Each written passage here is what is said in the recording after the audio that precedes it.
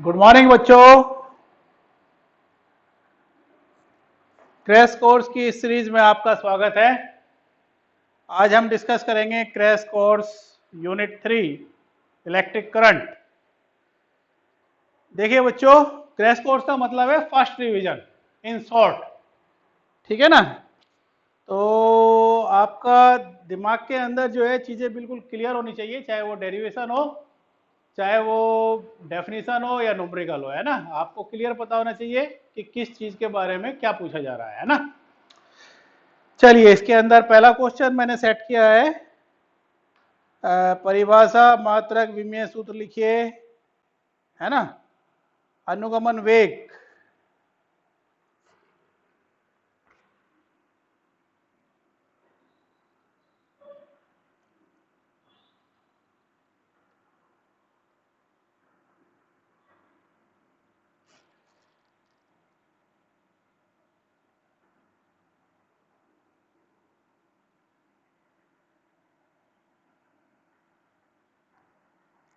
Drift velocity.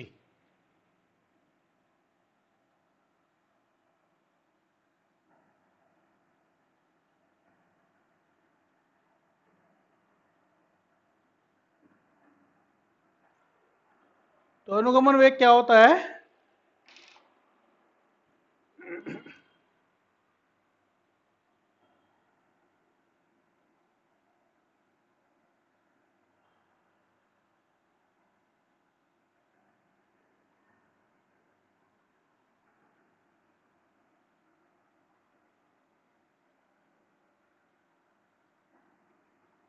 ये positive terminal है, ये नेगेटिव टर्मिनल है। तो किसी भी चालक के अंदर जो इलेक्ट्रॉन होते हैं उनकी गति होती है अनियमित, जिगजैग मोशन होती है। ऐसे एट रैंडम ये इलेक्ट्रॉन, मुक्त इलेक्ट्रॉन चारों ओर अनियमित गति करते हैं। लेकिन जैसे ही हम चालक के सिरों पर बैटरी से एक विभवांतर लगाते हैं तो ये टर्मिनल पॉजिटिव हो गया, ये टर्मिनल निगेटिव हो गया। तो इस चालक के अंदर जो इलेक्ट्रॉन है उसके ऊपर एक बल लगता है पॉजिटिव टर्मिनल की ओर से, है ना। लेकिन जैसे ये थोड़ी दूर जाता है किसी पॉजिटिव आयन से टकरा के रुक जाता है, फिर इसके ऊपर फोर्स लगती है, फिर ये इधर गति करता है, फिर कोई पॉजिटिव आयन आ जाता है, फिर टकरा के रुक जाता है। तो इस तरीके से मुक्त इलेक्ट्रॉन एक निश्चित दिशा में निश्चित औसत वेग से गति करने लगते हैं। इसको बोलते हैं अनुगमन वेग। फिर एक बार सुनिए,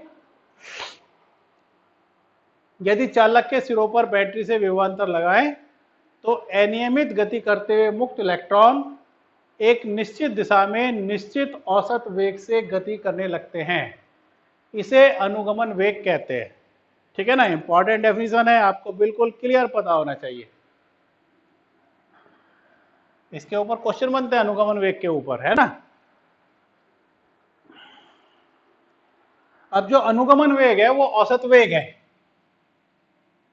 वी डी बराबर हो गया v1 plus v2 plus v3।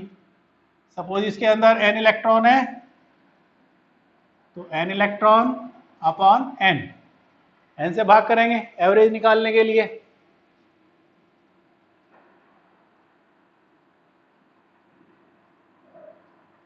v1 का मतलब है u1 plus a टॉ1।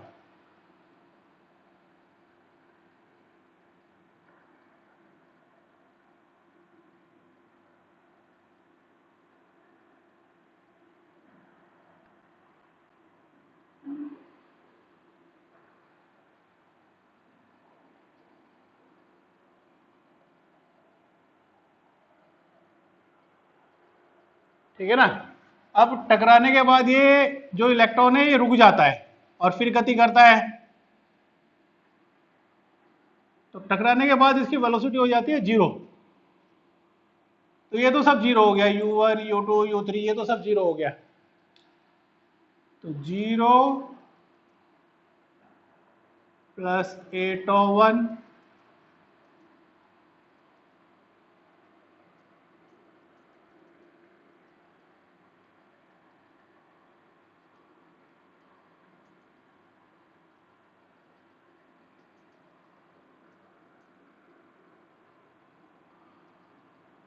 A common आ गया,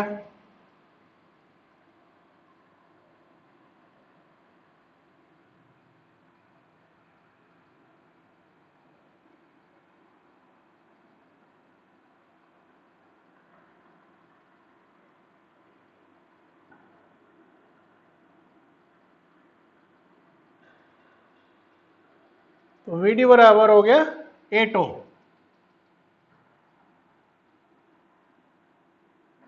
है ना। इसको हम लिखेंगे ए टॉ इंटू एन बटे एन, एन से एन कैंसिल हो गया तो ये बचा ए अपॉन टो।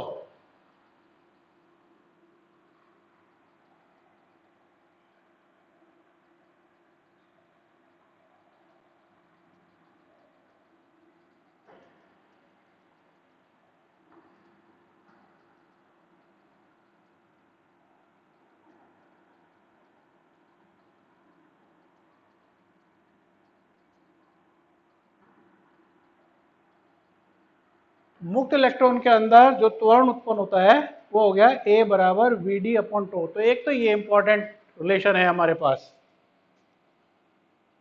ठीक है।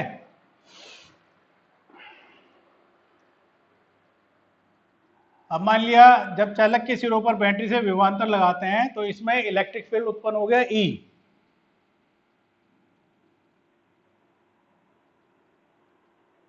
चालक में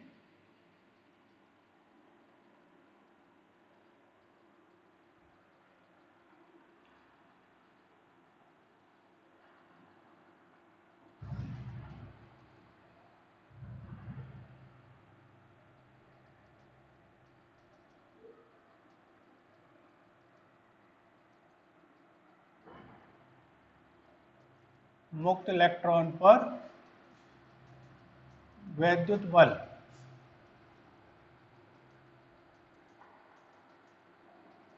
है ना। जब चालक के सिरों पर बैटरी से विभवांतर लगाते हैं तो इसमें एक वैद्युत क्षेत्र उत्पन्न हो गया ई। इस वैद्युत क्षेत्र के कारण जो है इलेक्ट्रॉनों पर वैद्युत बल लगता है, तो वो बल कितना होगा एफ बराबर ई इंटू ई। एफ की जगह आ गया एम ए, ई की जगह आ गया वी अपॉन एल।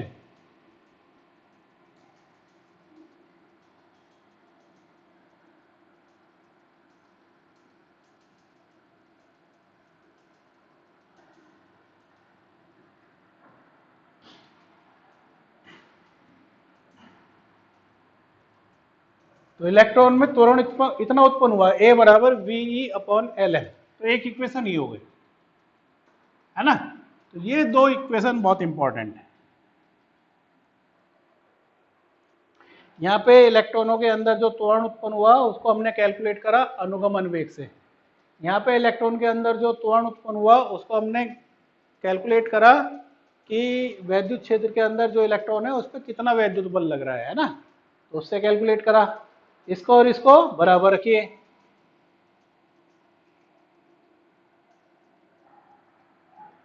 एक व दो से, तो ये हो गया वी डी अपॉन टॉ बराबर v e upon L M.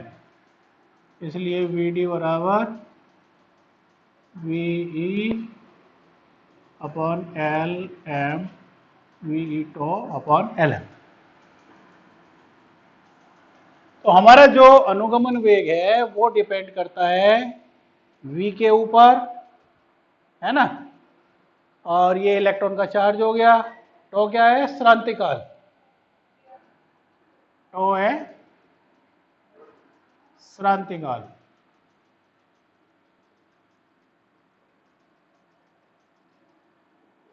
Relaxation time, है ना। श्रांतिकाल आपने पढ़ा होगा कि चालक के अंदर मुक्त इलेक्ट्रॉन की धनायनों से दो क्रमागत टकरों के बीच के समय को श्रांतिकाल कहते हैं। यानी इलेक्ट्रॉन के यहां से यहां तक जाने के टाइम को हम क्या बोलते हैं श्रांतिकाल।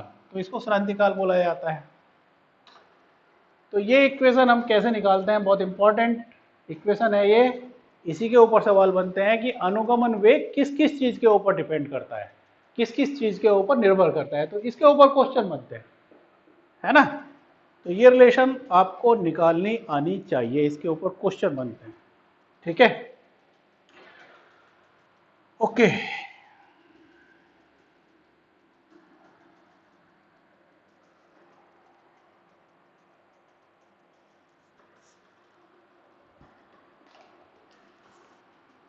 दूसरी डेफिनेशन है विशिष्ट प्रतिरोध या प्रतिरोधकता।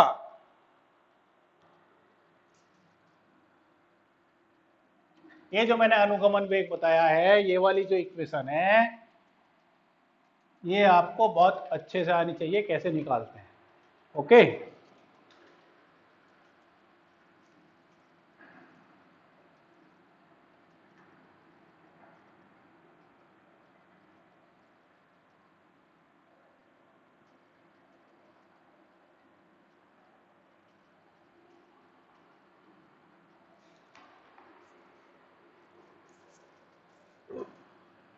दूसरी इक्वेशन है विशिष्ट प्रतिरोध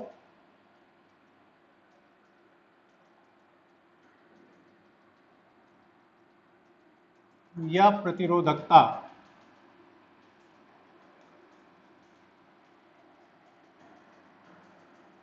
है ना, इसको रेजिस्टिविटी भी बोला जाता है, रेजिस्टिविटी, रेजिस्टिविटी है, या इसको specific resistance, specific resistance, specific resistance या रेजिस्टिविटी। तो R बराबर रो L अपॉन ए, तो L बराबर एकांक लंबाई,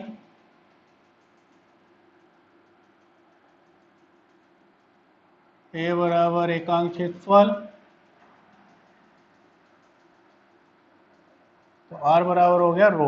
तो इसको हम कैसे बोलेंगे, किसी पदार्थ का विशिष्ट प्रतिरोध, पदार्थ, पदार्थ बोला मैंने, तो ये जो विशिष्ट प्रतिरोध है ये मेटेलिक प्रॉपर्टी है, ठीक है ना। मेटल बदलेगा तो विशिष्ट प्रतिरोध बदलेगा। मान लिया आयरन के दो तार हैं हमारे पास, एक पतला है और एक मोटा है, एक छोटा है एक लंबा है ना, लेकिन विशिष्ट प्रतिरोध जो है सबका समान होगा। ठीक है, सब जो है आयरन के हैं, लोहे के बने हुए हैं, तो सबका विशिष्ट प्रतिरोध बराबर है। जैसे डेंसिटी है, आयरन की डेंसिटी है, चाहे लोहे का छोटा टुकड़ा हो चाहे लोहे का बड़ा टुकड़ा हो, ऐसे ही विशिष्ट प्रतिरोध जो है वो मेटेलिक प्रॉपर्टी है, मेटल बदलेगा तो विशिष्ट प्रतिरोध बदलेगा, है ना, तो ये ध्यान रखना। तो इसको हम कैसे बोलेंगे, किसी पदार्थ का विशिष्ट प्रतिरोध वह प्रतिरोध है जो उस पदार्थ के एकांक लंबाई व एकांक अनुप्रस्थ क्षेत्रफल, एकांक अनुप्रस्थ क्षेत्रफल के चालक का होता है ना। जैसे ये चालक है मेरे, ऐसे ये चालक है, तो किसी पदार्थ का विशिष्ट प्रतिरोध वह प्रतिरोध है जो उस पदार्थ की एकांक लंबाई, लंबाई इसकी एकांक हो, यानी 1 मीटर हो या 1 सेंटीमीटर हो, और उसका जो अनुप्रस्थ क्षेत्रफल है वो 1 मीटर स्क्वायर हो या 1 सेंटीमीटर स्क्वायर हो, है ना। तो उसका जो रेजिस्टेंस होगा उसको हम क्या बोलेंगे, विशिष्ट प्रतिरोध।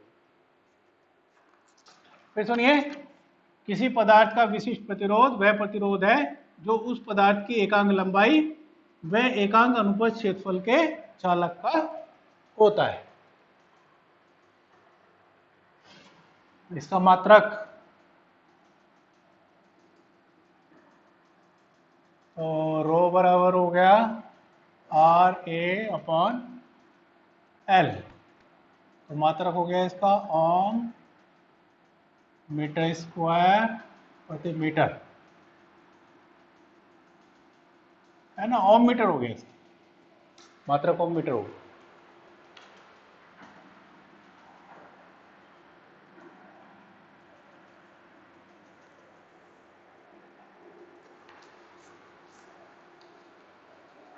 और एक सवाल बनता है इसके ऊपर कि विशिष्ट प्रतिरोध किस किस चीज के ऊपर निर्भर करता है ना। तो ये आप पढ़ोगे, रो बराबर एम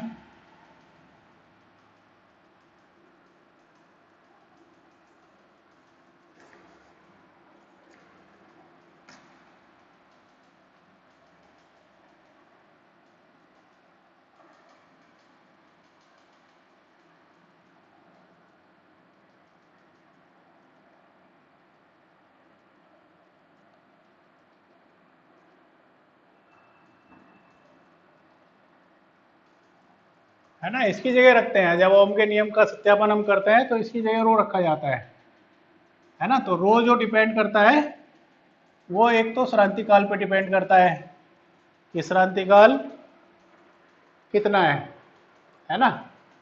और ये प्रोपोर्शनल हो जाता है थीटा। थीटा टेम्परेचर है, थीटा टेम्परेचर है।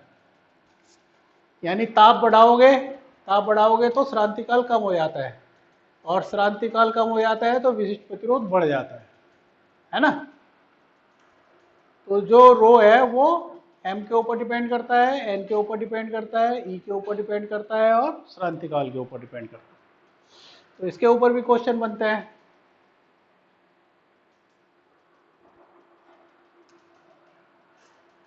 तीसरा है विशिष्ट चालकता।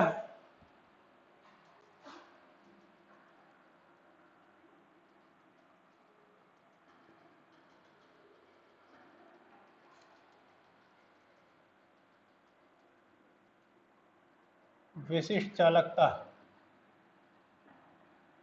है ना, उसका जो फॉर्मूला है वो तुम्हारे को आना चाहिए। विशिष्ट चालकता को हम लिखते हैं सिग्मा से, सिग्मा बराबर 1/रो। यानी किसी पदार्थ की विशिष्ट चालकता उस पदार्थ के विशिष्ट प्रतिरोध के व्युत्क्रम के बराबर होती है। ठीक है ना। फिर सुनिए, किसी पदार्थ की विशिष्ट चालकता उस पदार्थ के विशिष्ट प्रतिरोध के व्युत्क्रम के बराबर होती है। मात्रक हो गया इसका सिग्मा, रो का निकाला था हमने ओम और मीटर। तो ओम इनवर्स हो गया, मीटर इनवर्स हो गया, है ना। तो ये विशिष्ट चालकता हो गई। और एक इंपॉर्टेंट डेफिनेशन आती है चालकता। तो इसको रिप्रेजेंट करते हैं जी से, बराबर होता है 1/r। ठीक है, विशिष्ट चालकता जो है वो विशिष्ट प्रतिरोध के व्युत्क्रम के बराबर होती है, और चालकता जो है वो उसके प्रतिरोध के बराबर व्युत्क्रम के बराबर होती है। तो किसी चालक तार की चालकता उस चालक के प्रतिरोध के व्युत्क्रम के बराबर होती है। तो इसका मतलब हो गया 1/ओम, 1/ओम या ओम इनवर्स। तो ऐसे छोटी छोटी चीजें हैं, है ना। तो अपने नोट्स बनाइए, उनके अंदर ये चीजें जो है समझ के उनको नोट करिए, और उनको just you have to read out, है ना। एक बार अगर आप इनको कॉपी के अंदर नोट कर लेंगे और समझ के नोट कर लेंगे, फिर आपको बस उनको जो है एक बार उसको रीड करना है। रीड करते ही जो है आपके दिमाग में बिल्कुल क्लियर हो जाएगा कि ये चीज ऐसी है और इसको ऐसे लिखना है ना। चलिए, और एक इंपॉर्टेंट डेफिनेशन है इसमें, गतिशीलता, मोबिलिटी।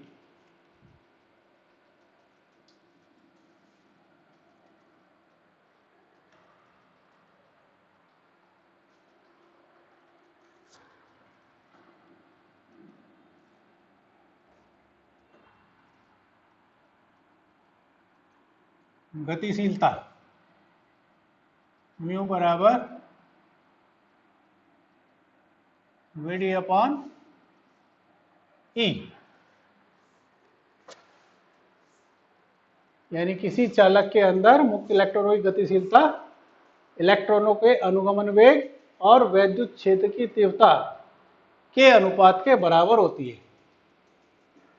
ठीक है, फिर सुनिए, किसी चालक में इलेक्ट्रॉनों की गतिशीलता इलेक्ट्रॉनों के अनुगमन वेग और चालक में वैद्युत क्षेत्र की तीव्रता के अनुपात को गतिशीलता कहते हैं।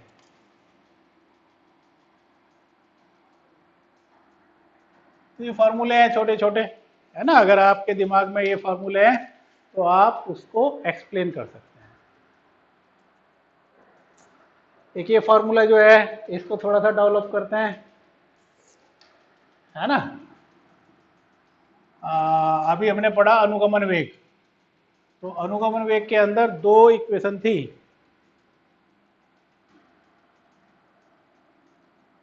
अनुगमन वेग, देखिए एग्जाम में इतना टाइम नहीं होता कि आप चीज़ों को बार बार जो है रूट से लेके चलें, आपके दिमाग में पॉइंट क्लियर होने चाहिए, है ना। तो अभी हमने अनुगमन वेग के लिए एक इक्वेशन तो ये निकाली थी, F बराबर ए इंटू ई। इलेक्ट्रॉनों के ऊपर इतना फोर्स लगता है, F बराबर एम ए इंटू ई।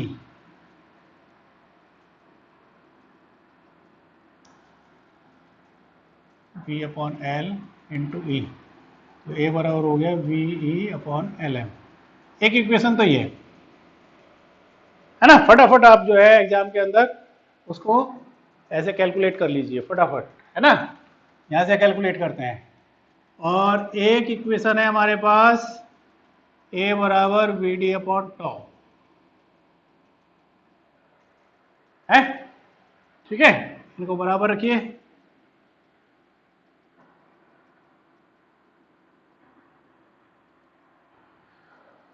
तो यहां से वी डी बराबर हो गया we E to upon L M, या इसको वी अपॉन एल क्या हो गया E E to upon M, ऐसे भी लिख सकते हैं। मुश्किल से आपको एग्जाम में करने में 30 मिनट 30 सेकंड लगेंगे, अगर आपको ये सब चीज़ों का आइडिया है ना। अब ये वैल्यू इसके अंदर डालिए। वी डी की जगह आ गया ई to upon M into e. तो ई से ई कैंसिल हो गया, तो म्यू बराबर हो गया ई टो अपॉन एम। यानी जो गतिशीलता है वो डिपेंड करेगी इलेक्ट्रॉन के चार्ज के ऊपर। अब इलेक्ट्रॉन का चार्ज तो हम चेंज नहीं कर सकते, एक एम के ऊपर निर्भर करेगी, इसको भी नहीं चेंज करते, मास ऑफ इलेक्ट्रॉन। तो म्यू प्रोपोर्शनल हो गया टो के, यानी श्रांति काल के ऊपर डिपेंड करेगा, है ना।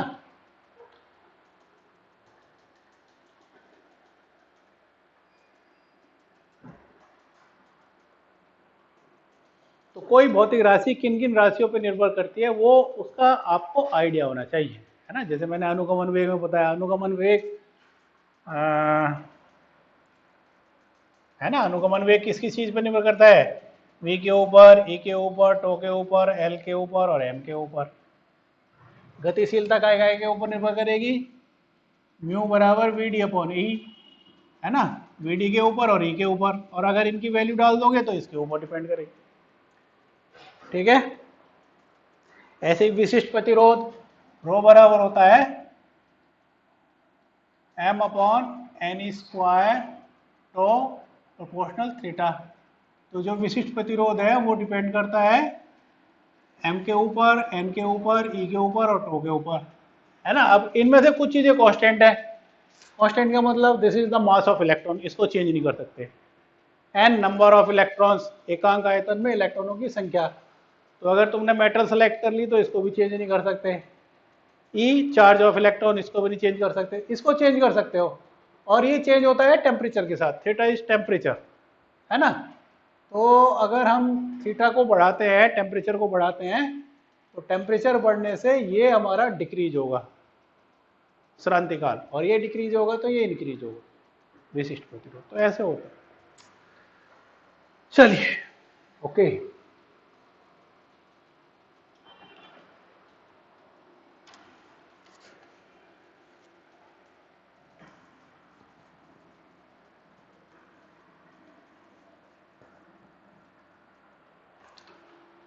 फिर इसके अंदर है किरचॉफ के नियम, आपने पढ़े होंगे, व्हीटस्टोन सेतु का सिद्धांत, विभव मापी, है ना। ये टॉपिक ऐसे हैं जो एग्जाम्स के अंदर जो है अक्सर आते हैं।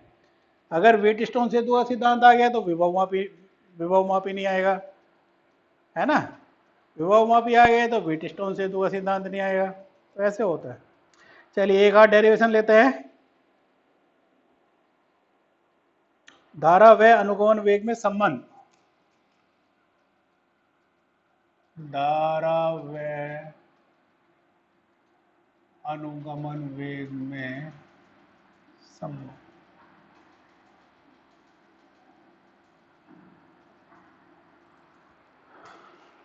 है ना। ये क्वेश्चन 3 नंबर में आते हैं डेरिवेशन। और 2 क्वेश्चन होते हैं, 3 पंजे 15, 15 15 30 नंबर के जो है 3 नंबर के क्वेश्चन होते हैं। और इसमें जो है डेरिवेशन के काफ़ी सवाल होते हैं। तो धारा अनुगमन वेग में संबंध,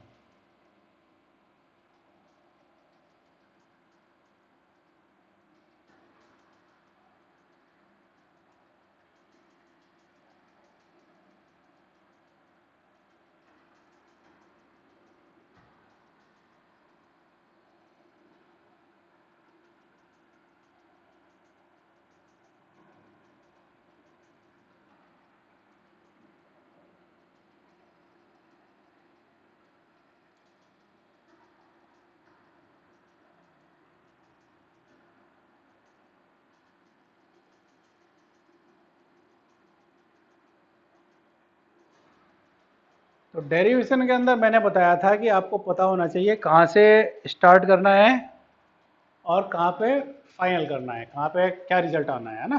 तो 2 चीज़ें होती हैं डेरिवेशन के अंदर। तो रिजल्ट तो हमारा आना चाहिए I बराबर N E A into V. ठीक है, ये रिजल्ट चाहिए हमारा। और स्टार्ट कहाँ से करना है? चालक में धारा I बराबर क्यू अपॉन टी, कितना आवेश है और कितने समय में इसमें प्रवाहित हो रहा है ना। ये मेन इक्वेशन है। ठीक है। अब मान लिया इसके अंदर एकांक आयतन में n इलेक्ट्रॉन है। ये एकांक आयतन है, इसमें इलेक्ट्रॉनों की संख्या कितनी है? n। तो चालक में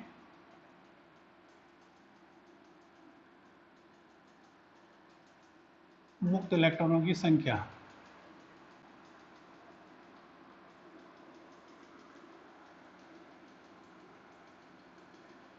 बराबर हो गई n a गुणा l। एकांक आयतन में n है और कुल आयतन है इसका a इंटू l।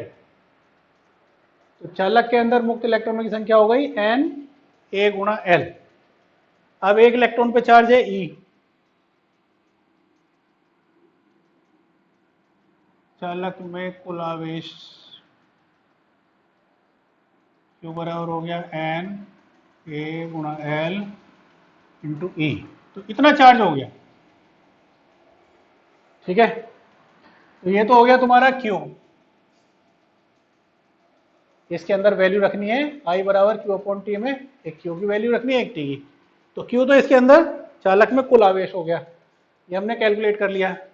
और T है इसके अंदर से निकलने का समय। अब इसके अंदर इलेक्ट्रॉन इस तरीके से हैं, तो जैसे ही हम चालक के सिरों पर विभवांतर लगाते हैं, इलेक्ट्रॉन अनुगमन वेग Vd से ऐसे गति करते हैं। तो समय जो लेंगे हम वो लास्ट वाले इलेक्ट्रॉन का लेंगे, है ना। ये लास्ट वाला इलेक्ट्रॉन है, इसका अनुगमन वेग है Vd। समय हमेशा लास्ट वाले इलेक्ट्रॉन का लिया जाता है। जैसे ये बोला जाए कि कोई ट्रेन किसी प्लेटफॉर्म को 1 मिनट में क्रॉस करती है, तो 1 मिनट का मतलब ये है कि जब लास्ट वाला डिब्बा उसको निकल जाएगा वहां से प्लेटफॉर्म से, तब 1 मिनट कंप्लीट हो गया, है ना। तो लास्ट वाले इलेक्ट्रॉन का लेंगे हम टाइम। चालक से Q आवेश को गुजरने में लगा समय, तो समय बड़ा होता है दूरी बटे वेग। दूरी L है और वेग है Vd। ठीक है, अब ये दोनों वैल्यू इसमें डालो।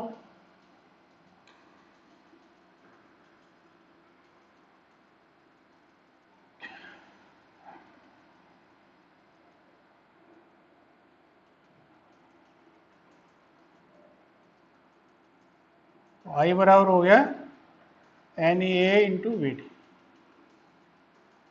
तो इंपॉर्टेंट डेरिवेशन है, आ जाता है ये एग्जाम में अक्सर। तो मेरी एडवाइस आपको यही है कि दिमाग के अंदर इस चीज़ों को सेट करिए, कहाँ से हमें स्टार्ट करना है और क्या हमारे को फाइनल रिजल्ट मिलने वाला है। है ना। तो यहाँ पे इस वाले डेरिवेशन के अंदर क्या है, स्टार्ट हमें यहाँ से करना है और दिस इज द फाइनल। ठीक है, तो आप इस चैप्टर को करिए अच्छी तरीके से, इस यूनिट को। ठीक है, आगे क्वेश्चन हम इसको फिर डिस्कस करेंगे, कल डिस्कस करेंगे। ठीक है, इस हफ्ते जो है हम क्रैश कोर्स की जो क्रैश कोर्स है वही करेंगे। ठीक है ना, तो आप अच्छे से पढ़िए, मेहनत करिए। मेहनत तो बेटा आपको ही करनी है, देखो मेरे को तो करनी नहीं है। ठीक है, मेरा काम है कहीं भी आपको दिक्कत आती है, प्रॉब्लम आती है, उसको